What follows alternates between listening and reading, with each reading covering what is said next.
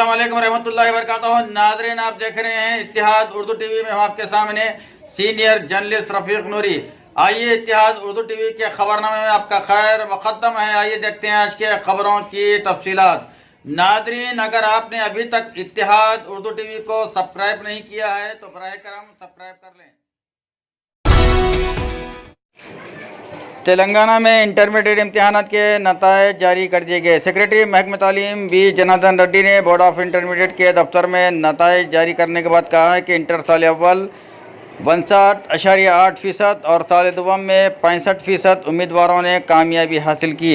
लड़कियों ने लड़कों पर सबकत हासिल की। कामयाबी में मेडचल ज़िले टॉप रहा। यहाँ 76% तलबा ने कामयाबी हासिल की।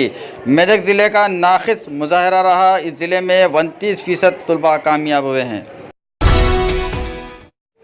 शौहर का रंग काला होने पर बीवी ने उसका कत्ल कर दिया। ये वाक़या रियासत उत्तर प्रदेश के ज़िले रायबरेली में पेश आया। ताख़ीर से मिली इत्तलात के मुताबिक प्रेम श्री नामी खातून की शादी 2 साल कबल सत्यावीर सिंह से हुई थी। इस जोड़े को 5 महीने की बच्ची है। शादी के बाद से बीवी को अपने शौहर के काले रंग पर एतराज़ था। वो अपने शौहर के साथ घर से बाहर जाना भी पसंद नहीं करती थी। इस मसले पर उनमें मुसलसल झगड़े होने लगे। पीर की रात जब शौहर सोया हुआ था, बीवी ने पेट्रोल छिड़क कर इसे आग लगा दी, जिसके नतीजे में उसकी मौत वाक़ हो गई। पुलिस ने सत्यावीर सिंह के भाई की शिकायत पर खातून के खिलाफ केस दर्ज कर लिया है। पबजी गेम कमसिन बच्चों की भी मौत का बायस बन रहा है। अप्रैल में ही तेलंगाना रियासत में 2 नौजवानों की जान ले ली थी। ताज़ा वाक़े में निज़ामाबाद के खिले गली का रहने वाला 14 साल 9वीं जमात का तालिब इल्म सुरेश ने पबजी गेम खेलने पर मां की डांट डपट के बाद फांसी लेकर ख़ुदकशी कर ली।